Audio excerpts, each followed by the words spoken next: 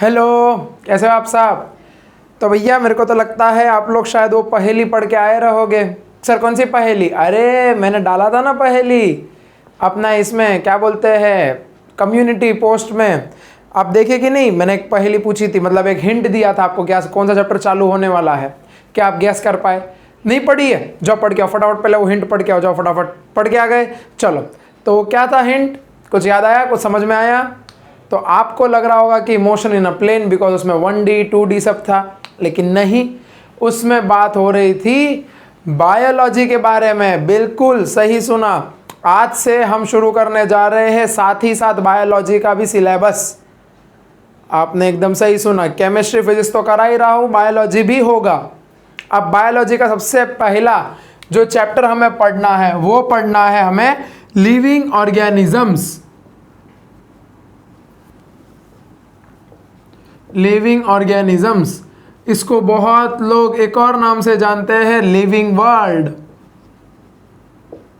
ठीक है, तो दोनों अगर यूज किया जाए तो आप शर्माना नहीं कि दोनों में से कौन सा है कौन सा नहीं, लिविंग ऑर्गेनिज्म या लिविंग वर्ल्ड। अब सर वो पहली तो समझाओ। अरे कुछ नहीं था रे, मतलब जैसे कि देखो मैंने बोला था किताब है 2D, तो मतलब बुक किससे बनी होती है? पेड़। पेड़ किससे? लिविंग, हो गया। फिर हैंड 3D, हैंड क्या है? इंसान से लगा हुआ, इंसान क्या है? लिविंग, हो गया। तो जो भी चीज़ लिविंग होती है उसको हम कहाँ पढ़ते हैं? बायोलॉजी में। जो भी चीज़ लिविंग होती है उसको हम कहाँ पढ़ते हैं? बायोलॉजी में। तो भैया शुरू करें? चलो तैयार हो? बहुत इजी सा टॉपिक है, मेरे ख्याल से 2 लेक्चर में निपट जाएगा, कुछ नहीं है इसमें, लिटरली बहुत इजी है। बायोलॉजी में मतलब एकदम आपको मैंने पढ़ा दिया ना तो आप एक बैठ जाएगा, खाली आपको समझने की देरी होती है कि हाँ ये ऐसा होता है तो होता है। आओ शुरू करते हैं। हम अपने आसपास या फिर ये पूरी की पूरी संसार, पूरी की पूरी दुनिया 2 चीज़ों से बनी हुई है। कैसी 2 चीज़ों सर? एक होता है तुम्हारा एबायोटिक और एक होता है बायोटिक। एबायोटिक वो वस्तु होती है जो जिंदा नहीं होती, जैसे कि हमारा फ़ोन जिससे हम रिकॉर्ड कर रहे हैं, ये मार्कर जिससे हम लिख रहे हैं, ये ट्राइपॉड स्टैंड जिस पे वो फ़ोन खड़ा हुआ है। सर इतना सारा करते हो? यस, तब जाके रिकॉर्डिंग होता है। ठीक है, तो ये सब चीज़ों से बनता है क्या? तुम्हारा एबायोटिक कंपोनेंट्स। अब आगे बात करते हैं। तो एबायोटिक कंपोनेंट्स की तो बात हो गई। एक सेकेंड ना, हाँ अब ठीक है। तो बायोटिक क्या होता है? बायोटिक वो होती है जो जिंदा है, लिविंग है, उसी को हम लोग बोलते हैं बायोटिक कंपोनेंट। तो सर एक बात बताओ, ये तो समझ में आ गया कि ये नहीं है, मतलब इसमें सांस नहीं है, सांस नहीं ले रहा है, ये ना दे रहा है, तो ये तो समझ में आ गया कि ये क्या है? Non living. अब एक बात बताओ कि आप कैसे कह सकते हो कि कोई चीज़ जिंदा है कि नहीं है? तो उसके भी कोई फीचर्स होंगे ना सर, कि हाँ एबायोटिक और बायोटिक में अगर आप बोल रहे हो बायोटिक, तो हम कैसे मान ले कि वो जिंदा है? उसके कुछ ना कुछ तो रीज़न होंगे। कैसे मालूम पड़ेगा कि कोई चीज़ लिविंग है या नॉन लिविंग? तो उसके बेसिक कुछ प्रिंसिपल्स आते हैं। सबसे पहला जो आता है वो आता है तुम्हारा कि कोई भी ऑर्गेनिज्म जो होता है, कोई भी ऑर्गेनिज्म जो होता है वो अपने बॉडी में मेटाबॉलिज्म करता है। आपने सही सुना, मेटाबॉलिज्म। सर ये मेटाबॉलिज्म का होता है? सुना सुना है, हमें कन्फ्यूजन है। आओ बताते हैं। मेटाबॉलिज्म का मतलब होता है वो वस्तु जिसमें, मान लो आपने अभी मस्त मेटाबॉलिज्म, आपने मस्त अभी पनीर का, मटर पनीर की सब्जी, फिर उसके बाद पूरी, वो भी फुलके वाली, हाँ, और फिर उसके बाद आपने वो क्या बोलते हैं उसको, रसमलाई, मस्त मज़ा है ना, हाँ टेस्ट आ गया रहेगा, वो सब आपने खाया अभी एकदम मस्त। अब आपकी बॉडी में क्या होगा? जैसे ही आपने खाया तो साथ ही साथ अभी आपकी बॉडी में उसका ब्रेकडाउन होना शुरू हो जाएगा। सर किसका? उसका, वही जो आपने अभी खाया, मटर पनीर, फुलके वाली पूरी, फिर रसमलाई। अब सर ये ब्रेकडाउन क्यों हो रहा है? तो ब्रेकडाउन इसीलिए होता है ताकि हमारी बॉडी में क्या मिल सके? एनर्जी। क्योंकि हम जो खाना खाते हैं उससे हमें मिलता है एनर्जी, और उसी से हम लोग काम कर सकते हैं। आप जो भी बैठ के लेक्चर सुन रहे हो तो आपने खाना वाना खाया रहेगा, नाश्ता किया रहेगा या फिर करोगे, ताकि आपको एनर्जी मिलती रहे। जो मैं बोल रहा हूँ मेरे को बोलने में, और आप सुन रहे हो तो आपको सुनने में वो एनर्जी मिलती रहे। इसी को हम बोलते हैं कि जहाँ पे खाना तोड़ना होता है, ब्रेकडाउन ऑफ मॉलिक्यूल्स हम आसान भाषा में बोलते हैं, उसको हम बोलते हैं कैटाबॉलिज्म। मेटाबॉलिज्म के दो पार्ट्स होते हैं, कैटाबॉलिज्म। और जहां पे मॉलिक्यूल्स जुड़ते हैं या फिर फॉर्मेशन ऑफ न्यू मॉलिक्यूल्स, उसको हम बोलते हैं एनाबॉलिज्म। तो कैटाबॉलिज्म क्या होता है, जहां पे तुम लोग खाने का ब्रेकडाउन होता है, और फॉर्मेशन ऑफ न्यू मॉलिक्यूल्स मतलब कि वो खाना टूट टूट के क्या निकाल रहा है, एनर्जी, तो एनर्जी बन रही है, तो उसको हम बोलते हैं एनाबॉलिज्म। दोनों एक साथ चलते हैं, इसीलिए उसको हम पढ़ते हैं किसके अंदर, मेटाबॉलिज्म के अंदर, कि खाना खाया उसको तोड़ रहे हैं, तोड़ने को बोलते हैं कैटाबॉलिज्म। ठीक है, और उस तोड़ने के वजह से जो एनर्जी निकली, उस एनर्जी को हम लोग यूज करते हैं और वो एनर्जी बन रही है, इसके लिए उसको बोलते हैं एनाबॉलिज्म। तो दोनों एक साथ चलते हैं, इसके लिए उसको हम कहाँ पढ़ते हैं, मेटाबॉलिज्म के अंदर। तो ये एक लिविंग फीचर हो सकता है। किसका असर हो सकता है कि हाँ, मतलब हम डिफाइन कर रहे हैं कि किसी को तुम जिंदा कैसे कह रहे हो, लिविंग और नॉन लिविंग। तुम किसी को जिंदा कह रहे हो तो कैसे कह रहे हो, लिविंग और नॉन लिविंग। ठीक है, ये बात है। तो ये एक फीचर हो सकता है कि हाँ, जो लोग जिंदा होते हैं वो अपने अंदर खाना लेते हैं, उसको तोड़ सकते हैं, उससे एनर्जी ले सकते हैं, काम कर सकते हैं। अब दूसरा जो फीचर आता है, वो फीचर ये आता है कि हम बात करते हैं ग्रोथ और डेवलपमेंट की। एक सेकंड ना, मेरी मार्कर सब गिरे जा रही है। लिख लिया इतना, बता दो, चलो टेंशन मतलब ये सब आपके टेक्स्ट बुक में दिया हुआ है, मैं आपके टेक्स्ट बुक का ही आपको पढ़ा रहा हूँ। ये देखो यार, मेरे को पता रहता है ना, मेरी मार्कर गिर जाती है भाई साहब, कमर में दर्द करवाई ये मार्कर कभी कभी। हाँ तो सुनो, एक सेकंड। हाँ, अब दूसरी जो वस्तु आती है वो ये आती है कि कोई भी व्यक्ति या कोई भी जीवित वस्तु जन्म से ही, बाय बर्थ या फ्रॉम बर्थ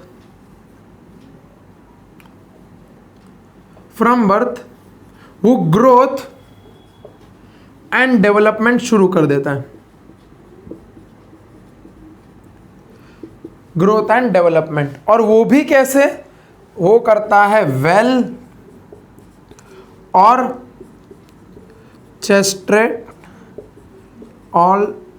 चेस्ट्रेटेड मैनर, या इसको हम कहते हैं प्रोसेस। ठीक है सर, इसका मतलब क्या हुआ ज़रा बताओ। देखो, हम जब जन्म लेते हैं या कोई भी जीवित वस्तु जन्म लेता है तो वो क्या करता है, ग्रोथ करना चालू करता है। सर ग्रोथ का मतलब धीरे धीरे बच्चा बड़ा होगा, बॉडी बढ़ेगी, वेट बढ़ेगा, फिर धीरे धीरे उसके हाथ पैर लंबा होना शुरू होंगे, इसी को तो ग्रोथ बोलते हैं। और डेवलपमेंट का मेरा मतलब यहाँ पे होता है मानसिक विकास, शारीरिक विकास, कि कोई कितना लंबा है, कोई कितना पतला है, उसको बोलते हैं विकास, और उसी को हम लोग क्या कहते हैं, डेवलपमेंट। ठीक है, तो ग्रोथ एंड डेवलपमेंट दिखाना शुरू कर देता है। लेकिन क्या ऐसा कभी हुआ है क्या कि मतलब आप अभी जो पढ़ रहे हो और मैं अभी जो आपको पढ़ा रहा हूँ कि मेरा एक हाथ छोटू सा है और एक हाथ ऐसा इतना बड़ा लंबा हो गया, तो ये तो अजीब हो जाएगा ना। ये देखो ये ऐसे तो नहीं होता ना, ऐसे होता है। दोनों देखो बराबर है ना, आपको दिख रहा होगा, मेरे को तो नहीं दिख रहा, शायद एक हाथ मेरा छोटा है। अरे सर आपने एक हाथ पीछे कर लिया, हाँ आपको मालूम पड़ गया। हाँ, तो एक हाथ छोटा एक हाथ बड़ा हो सकता है? नहीं हो सकता। हाँ, नहीं हो सकता। मैं तो आपको बता रहा था, मतलब ऐसा बना रहा था मामू। नहीं हो सकता। ठीक है, तो ये जो चीज़ें हैं कि जहाँ पे हमारे हाथ पैर मुंह सब एक प्रॉपर ऑर्गेनाइज में हुआ है, या फिर कभी ऐसा हुआ है कि छोटा सा शरीर इतना सा और इतना बड़ा मुंह, नहीं हुआ ना। अब देखो, जो लोग एकदम छोटे होते हैं, मतलब जिनकी हाइट कम रह जाती है, उनके तो मुंह भी छोटा होता है ना, ज़रा ये भी समझो, उनके तो फेस भी छोटा होता है। एक सेकेंड ना, एक सेकेंड। हाँ, तो उनका तो फेस भी छोटा होता है। बैटरी चेक कर रहा था, वो फ़ोन की नहीं, वो माइक की, इसकी। हाँ, तो मैं क्या कह रहा था, मैं भूल गया। हाँ, यस, तो उनका फेस वगैरह सब छोटा होता है, राइट। अब वो जो भी डेवलपमेंट होता है ना, वो कैसा होता है, वेल और चेस्ट्रेट मैनर, सर ये इसका मतलब क्या होता है? इसका मतलब होता है ऑर्गेनाइज्ड मैनर। ऑर्गेनाइज का मतलब सर एकदम प्रॉपर, कि हाँ इतने बड़े हाथ होंगे, फिर इतने लंबा मुंह होगा, फिर कान इतने बड़े होंगे, आंख इतनी बड़ी होगी, ये इतने बड़े होंगे, बाल इतने बड़े होंगे, बाल का शेप ऐसा होगा, इसको बोलते हैं वेल ऑर्गेनाइज। जैसे आपने देखा रहेगा, मेरे जितने भी आपने लेक्चर्स देखे रहेंगे उसमें मैं बार बार मेरी मार्कर को सही करते रहता हूँ, याद है? हाँ, तो इसको बोलते हैं ऑर्गेनाइज। एक आदमी क्या हो गया? ऑर्गेनाइज कर रहा है अपने आप को, ठीक है? तो इसको हम लोग बोलते हैं ग्रोथ एंड डेवलपमेंट। लेकिन अब जो ग्रोथ होती है, जैसे कि आपने कभी देखा रहेगा वो मिट्टी का ढेर। सर मिट्टी का ढेर क्या होता है? अरे मिट्टी जो होती है उसका ढेर बना लो। अरे वाह सर, क्या एक्सप्लेनेशन करते हो आप, हमें तो पता ही नहीं था। जैसे मिट्टी का ढेर हो गया, फिर वो चींटी बनाती है ना अपना घर, देखा रहेगा कभी कभी ऐसे बड़े बड़े बनाती रहती है ना? तो इन सब में क्या होता है ना कि ये मिट्टी का ढेर है मान लो, तो मिट्टी के ढेर में भी तो ऐसा होता है। सर क्या होता है ज़रा बताओ तो? कि बाहर से मान लो ऐसा रेती उड़ते उड़ते आई और इसके ऊपर आके जमा हो गई, ऐसे जमा हो गई, है ना? ये देखो, दिख रहा है? देखने दो मेरे को, दिख रहा है कि नहीं दिख रहा है? हाँ दिख तो रहा है एकदम मस्त मस्त।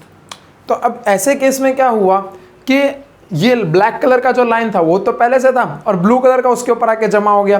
तो भाई साहब ग्रोथ तो हुआ है ना? सर ग्रोथ कहाँ हुआ है? देखो पहले इतना पतला था, अब देखो मोटा सा हो गया है, इतना थिक हो चुका है, ये दिखा? इतना मोटा हो चुका है, पहले एकदम पतला सा था अब मोटा हो गया। तो इसका मतलब इसमें ग्रोथ तो हुआ है। फिर ये जो चींटी लोग रहती है ये अपना ऐसा पिलर बनाते रहती है, ऐसा बड़ा करती रहती है, ऐसे बड़ा बनाती रहती है। एक टाइम आता है जब ये टूट जाता है तो लोग वापस बनाते हैं बड़ा, फिर टूटता है फिर बड़ा बनाते हैं। तो ग्रोथ तो यहाँ पे भी हो रहा है, लेकिन क्या ये ग्रोथ अंदर से हो रहा है? अब सर ये आप क्या नया बता रहे हो? हमारी जो ग्रोथ होती है ऐसा तो है नहीं कि मान लो बच्चा पैदा हुआ नया और चलो सब काम पे लगो, यहाँ से हाथ निकाला बड़ा हाथ लगा दिया, यहाँ से ये हाथ निकाला बड़ा हाथ लगा दिया, फिर दोनों पैर निकाले, फिर ये मुंडी खट करके निकाल के दूसरी मुंडी लगा दी। ऐसा तो नहीं होता ना, अंदर से हमारी ग्रोथ होती है, हम अंदर से बड़े होते हैं। तो ये लोग कहाँ से बड़े हो रहे? बाहर से। तो यहाँ पे कहने वाला मकसद ये है कि ग्रोथ को हम लोग एक लिविंग बीइंग का डेफिनेशन या कैरेक्टरिस्टिक नहीं कह सकते, क्योंकि ग्रोथ दोनों में हो रही है, लिविंग में भी और नॉन लिविंग में। सर ये जो सैंड मोल्ड है क्या लिविंग है? नहीं, ये नॉन लिविंग है। क्या ये मिट्टी का ढेर लिविंग है? नहीं, ये भी नॉन लिविंग है जो चींटी बनाती है, लेकिन इनमें भी ग्रोथ हो रहा है। तो इसके लिए ग्रोथ को हम डिफाइन नहीं करते एज क्या बोलते हैं, कैरेक्टरिस्टिक ऑफ लिविंग ऑर्गेनिज्म, या फिर बेसिक प्रिंसिपल में हम इंक्लूड नहीं करते। अगला आता है कि जो ग्रोथ होता है वो ग्रोथ की थोड़ी 2-3 चर्चा कर लेते हैं। जो ग्रोथ होता है वो टाइम के साथ साथ क्या होता है, एक टाइम आता है जब रुक जाता है। ग्रोथ वो वस्तु है जो एक टाइम आता है जब रुक जाता है, उसको हम कहते हैं एजिंग प्रोसेस। क्या कहते हैं? एजिंग प्रोसेस, उसको हम कहते हैं एजिंग प्रोसेस। सर इसमें क्या होता है एजिंग प्रोसेस में, ज़रा बताइए। एजिंग प्रोसेस में ये होता है कि एजिंग मतलब बुढ़ापा आना। तो उसमें क्या होगा, जो हम ग्रोथ कर रहे थे, जो हमारा डेवलपमेंट हो रहा था वो रुक जाता है। समय के साथ साथ क्या होता है ना, इसमें एक और खेल हो जाता है कि जब ग्रोथ रुक जाती है, जब एजिंग प्रोसेस होना चालू हो जाती है, तो ऐसे में हमारे बॉडी के ऑर्गन्स भी धीरे धीरे काम करना बंद करना चालू करते हैं। जैसे कि आपने देखा रहेगा जो बूढ़े लोग होते हैं अक्सर, उनको कभी ना कभी पेट में दर्द, सर में दर्द, घुटनों में दर्द, ये सब रहता ही है। क्यों रहता है? क्योंकि उनका उम्र हो चुकी है और उनके बॉडी ने ग्रो करना बंद कर दिया है। अब आप और मैं, हमारे में क्यों दर्द नहीं कर रहा? बिकॉज हम लोग अभी, हमारे में ग्रोथ चालू है, हमारे में अभी ग्रोथ चालू है। इस रीज़न की वजह से हम लोग में अभी तक कोई भी दर्द आया नहीं है। सर वो दर्द तो पहले से है मेरे को, अरे उसकी बात नहीं कर रहे, नॉर्मल ग्रोथ की बात कर रहे हैं। हाँ, तो वो तो है नहीं हमारे बॉडी में, ठीक है। तो जब ऐसे टाइम पे कोई भी फंक्शन करना बंद कर दे ऑर्गन, तो वहाँ पे उसको हम बोलते हैं एजिंग प्रोसेस। अच्छा आगे बताइए सर। आगे ये होता है कि जब ऑर्गन्स फंक्शन करना बंद कर दे तो ब्रेकडाउन ऑफ मॉलिक्यूल्स, जो मेटाबॉलिज्म हुआ था वो भी धीरे धीरे कम होना शुरू होता है। इसीलिए बूढ़े लोग को हमेशा कब्ज हुआ रहता है। सर ये कब्ज क्या होता है? वो बरोबर, आप अभी तुम लोग को तो बोल नहीं सकता लेकिन धीरे से बोल देता हूँ, पॉटी नहीं निकलना बरोबर, उसको कब्ज बोलते हैं। ठीक है, बताना नहीं किसी को बताना नहीं कब्ज क्या होता है। हाँ, तो उसको हम बोलते हैं कॉन्स्टिपेशन, अंग्रेजी में yes, we called it as constipation. तो कॉन्स्टिपेशन हो जाता है उनको, जिसके कारण क्या होता है कि उनके पेट में बराबर से वो खाना हजम नहीं होता, तो मेटाबॉलिज्म नहीं होगा। इसके लिए उनको प्रॉपर एनर्जी नहीं मिलती। इसके लिए कभी भी वो देखेंगे ना तो हम लोग कैसे ऐसे चल के जा सकते हैं, लेकिन अरे बेटा थोड़ा सा हाथ दे दे मेरे को, नहीं होता। मैं मजाक नहीं उड़ा रहा हूँ, मतलब मैं आपको बता रहा हूँ, मैं किसी का भी मजाक नहीं बना रहा, वरना कभी 100 कमेंट आ जाएंगे, छाड़ कैसा मजाक उड़ाना। मजाक नहीं बना रहा हूँ, आपको मैं बता रहा हूँ कि एजिंग के प्रोसेस में क्या क्या दिक्कत आती है, ये सब दिक्कतें हैं। ठीक है, तो इसकी वजह से क्या होता है कि मेटाबॉलिज्म स्टॉप हो जाता है। अब मेटाबॉलिज्म जब स्टॉप होता है तो भाई साहब फिर वो तो कैसे हुआ लिविंग ऑर्गेनिज्म, वो तो रुक गया। तो उसको भी हम फिर क्या कर देते हैं, दरखास्त कर देते हैं। जो मैंने स्टार्टिंग में बोला था कि उसको इंक्लूड करते हैं, लेकिन बाद में क्या करते हैं, मेटाबॉलिज्म को भी हम इंक्लूड नहीं करते। थोड़े हद तक करते, थोड़े हद तक नहीं करते, ग्रोथ को तो कतई नहीं करते। अब आगे आता है कि रिप्रोडक्शन। तो क्या रिप्रोडक्शन को इंक्लूड किया जाए? जैसे रिप्रोडक्शन की बात कर लेते हैं, क्या है क्या नहीं। रिप्रोडक्शन का मतलब होता है कि जैसे जैसे मतलब अपना वंश बढ़ाना, आसान भाषा में इसको तो हम यही कहते हैं कि मान लो कोई भी है वो रिप्रोड्यूस कर रहा है। रिप्रोड्यूस करने का मतलब जैसे कि बच्चे को जन्म दे रहा है, नए नए बच्चों को जन्म दे रहा है, ऑफस्प्रिंग को जन्म दे रहा है। तो रिप्रोडक्शन जो होता है वो 2 प्रकार का होता है, हम सबको पता है, एसेक्सुअल और दूसरा होता है सेक्सुअल। हाँ, ये भी पता है मेरे को कि एक और होता है वेजिटेटिव प्रोपोगेशन, लेकिन इसमें इंक्लूड नहीं कर रहे हैं हम सिर्फ मोटे मोटे रूप में बात कर रहे हैं। तो रिप्रोडक्शन होता क्या है, आसान भाषा में formation of new offspring, formation of new offspring, इसको कहते हैं हम लोग रिप्रोडक्शन। ठीक है, यानी कि नए बच्चों को जन्म देना। आप ऑलरेडी 10th क्लास में पढ़ चुके हो, चैप्टर 3 में कैसा होता है reproduction in male reproductive system, male female reproductive system. ठीक है, तो देखेंगे धीरे धीरे वो भी। अभी के लिए खाली को इतना ध्यान में रखना है, नहीं याद है तो आप पढ़ोगे आगे आगे, मतलब 11th हायर क्लासेस में, 12th स्टैंडर्ड में पढ़ोगे। आगे सुनो, आगे बात यह है कि रिप्रोडक्शन हर लिविंग ऑर्गेनिज्म करता है। ठीक है, यानी कि हम इसको कह सकते हैं कि हाँ ये कैरेक्टरिस्टिक है। हम क्या डिफाइन कर रहे हो आपको पता चला? अभी तक हम ये बता कर रहे हैं कि हम कैसे मान ले कि वो जीवित है कि नहीं है, वो पता कर रहे हैं। तो रिप्रोडक्शन को हम क्या इंक्लूड कर सकते हैं कि वो लिविंग ऑर्गेनिज्म का एक कैरेक्टरिस्टिक है, एक प्रिंसिपल है, जिससे मदद से हम पता कर सकते हैं। जैसे कि ये मेरी मार्कर, ये रिप्रोड्यूस नहीं कर सकती तो ये नॉन लिविंग है। फ़ोन रिप्रोड्यूस नहीं कर सकता, अगर फ़ोन रिप्रोड्यूस कर पाता तो आप हर 1 साल में नया फ़ोन क्यों खरीदते? आप उसी फ़ोन को रख देते और नया बच्चा दे देता फ़ोन निकाल के। लॉजिकली बात नहीं है, मेरे को पता है, लेकिन आप सोचो। ठीक है, तो इसको बोलते हैं हम लोग रिप्रोडक्शन, लेकिन वो तो करता नहीं है, इसलिए हमें फ़ोन बदलना रहता है बार बार। आगे सुनो, अब जब ऐसी चीज़ें होती है, नहीं होती मतलब जो रिप्रोडक्शन, तो ये कौन करता है? Living organism. अब बात ये आती है कि कुछ लिविंग ऑर्गेनिज्म ऐसे भी होते हैं जिनको हम कहते हैं वर्कर बीज, फिर एक और होता है स्टेराइल म्यूल्स। अब ये वर्कर भी क्या होता है? वर्कर भी यानी कि कभी तुमने सुना रहेगा मधुमक्खी का छत्ता। तो मधुमक्खी के छत्ते में जो लोग काम करते हैं, मतलब लोग नहीं, जो छोटी छोटी मधुमक्खियाँ काम करती है, उसको हम बोलते हैं वर्कर बीज। ये और पढ़ेंगे विस्तार में, इसके बारे में टेंशन मत लो। वो स्टेराइल होते हैं। स्टेराइल का मतलब क्या है सर? स्टेराइल का मतलब ये होता है जो बच्चे पैदा ही नहीं कर सकते, अपने जीवन में कभी बच्चे पैदा कर ही नहीं सकते। फिर होता है स्टेराइल म्यूल्स। सर इसके बारे में थोड़ा सा बता दो, स्टेराइल म्यूल्स क्या होता है? जैसे आपने वर्कर बी के बारे में बताया। म्यूल्स मतलब आपको पता है, आपने केदारनाथ मूवी अगर देखी रहेगी, ये नहीं बोल रहा हूँ कि मूवी देखो, मैं आपको खाली बता रहा हूँ, उसमें एक ऑर्गेनिज्म का उपयोग होता है जो सुशांत सिंह राजपूत यूज़ करता है, खच्चर जिसको बोलता है। ठीक है, खच्चर। अब सर ये खच्चर क्या होता है? जो बनता है घोड़े और डोंकी से, डोंकी, फीमेल डोंकी या वैसे हम लेते हैं प्लस हॉर्स, मतलब इन दोनों के मिश्रण से जो बनता है उसको हम बोलते हैं म्यूल। तो सर इसका फ़ायदा क्या होता है? इसमें गधे जैसी सहन शक्ति होगी और घोड़े जैसी रफ्तार होगी, लेकिन ये बच्चे नहीं पैदा कर पाता म्यूल्स। इसके लिए क्या होता है? स्टराइल। तो ये लोग भी तो जिंदा है, तो ये लोग भी तो जिंदा है, काम कर रहे हैं आपके लिए, वर्कर भी काम कर रही है, वो वहाँ पे क्या बोलते हैं शहद वहद, वहाँ पे पूरा पालन पोषण वो बना रही है, छत्ता वत्ता सब कुछ तो कर रही है।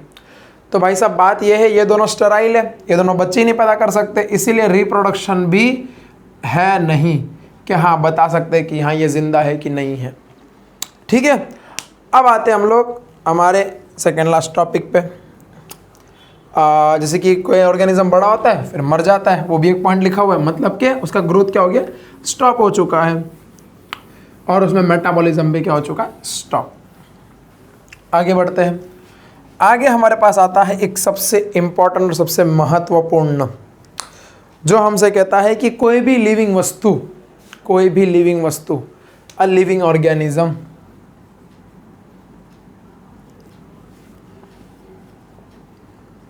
रिस्पॉन्स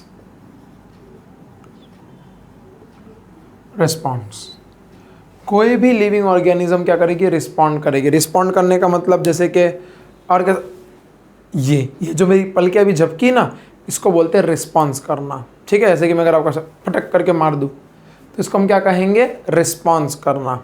ठीक, रिस्पॉन्स करने का मतलब कैसे कि रिस्पॉन्स टू एक्सटर्नल स्टिमुलाई, इसको ऐसा आसान भाषा में बोलते हैं response to external stimuli. Sir ये क्या होता है? मतलब जैसे कि कोई अगर बाहर से आपको ऐसा मानना है तो उसमें आप रिस्पॉन्स करोगे ना, आप ऐसा दिखो रुक जा मार मत। तो ये जो हम करते हैं ये किसकी मदद से होता है? ये होता है हमारा कॉन्शियसनेस, या जिसको हम एक और नाम से कॉन्शियसनेस, और इसका दूसरा भाई होता है सबकॉन्शियसनेस।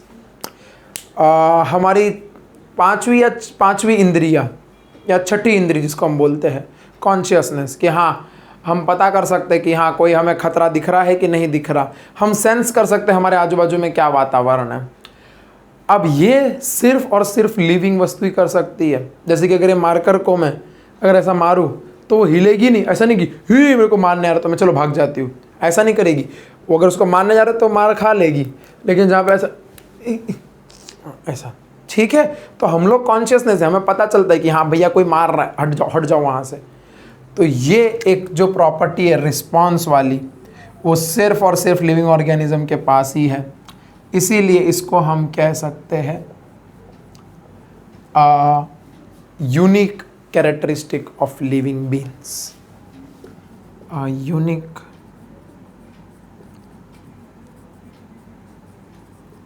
कैरेक्टरिस्टिक ऑफ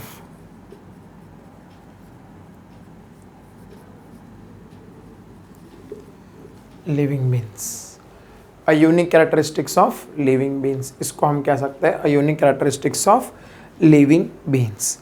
यहाँ तक हो गया हमारा पूरा कंप्लीट कि हाँ भाई कैसे पता करते हैं। अब आगे हम जो लिविंग वस्तु है इनको हम अलग अलग जगहों से मतलब ऐसा कैसे डिफाइन किया जाए कि इसको कैसे हम लोग बताएं कि हाँ अगर ये लिविंग है तो ये किसके अंदर आएगा। जैसे अगर कोई बड़ा जानवर है कोई छोटा जानवर है तो क्या दोनों एक के अंदर आएंगे? कोई बड़ा पेड़ है कोई छोटा पेड़ है तो क्या दोनों एक के अंदर आएंगे? नहीं, आपको पता है कि बड़े पेड़ को हम लोग ट्री बोलते हैं, छोटे जो रहते हैं उनको हम बोलते हैं पौधे या फिर श्रब्स बोलते हैं। ठीक है, तो ऐसी वस्तुओं को क्या हम लोग कैसे डिफाइन करेंगे? तो उसके लिए अलग अलग वस्तु आती है और उनको रखा जाता है, उसके लिए हम लोग बोलते हैं टैक्सोनॉमिकल एड्स। टैक्सोनॉमिकल एड्स, इसका मतलब क्या होता है सर? इसका मतलब होता है कि कैसे किसी ऑर्गेनिज्म को हम लोग मतलब जो विचलित हो चुका है, विचलित यानी कि जो ख़त्म होने के कगार पे है, उसको हम कैसे बचाएं, वो हम इसमें सब करते हैं। जैसे कि हर्बेरियम हो गया, हर्बेरियम, फिर हो गया हमारा जैसे कि म्यूजियम हो गया, फिर हो गया जैसे कि हमारा बॉटेनिकल गार्डन्स। ठीक है, फिर हो गया जूलॉजिकल पार्क्स, तो ये सब चीज़ें हैं। अब ये जितनी भी चीज़ें हैं कुछ ज़्यादा बची नहीं है, एकदम थोड़ी थोड़ी बेसिक बातें हैं। ये सारी की सारी चीज़ें नेक्स्ट वीडियो में ख़त्म हो जाएगी। दो लेक्चर का, 2 या 3 लेक्चर का है ये चैप्टर। अभी के लिए आप इतना पढ़ लो ध्यान से, और फिर हम मिलते हैं वापस नेक्स्ट लेक्चर में। एंड आई एम सॉरी 2-3 दिन से नहीं आया लेक्चर, उसके लिए बेहद हमें मतलब ऐसा दुख है, बिकॉज थोड़ा काम में उलझा हुआ था मैं भी। मेरा भी कॉलेज वगैरह मतलब थोड़ा वो प्रैक्टिकल वगैरह उसका इशू था, बाकी तो अभी ठीक है। आप टेंशन मत लो, आपको मतलब जितना हो सके उतना मैं करवाने की कोशिश कर रहा हूँ। और ऊपर से अकेला भी हूँ, तो मतलब अकेला in the sense like physics, chem और बायो तीनों मैं पढ़ा रहा हूँ, तो दूंगा तो सब, मैं प्रोवाइड सब करूँगा। आप बस अपनी तरफ से मेहनत में कोई कमी मत रखना, ठीक है? तो पढ़ते रहिए and thank you so much.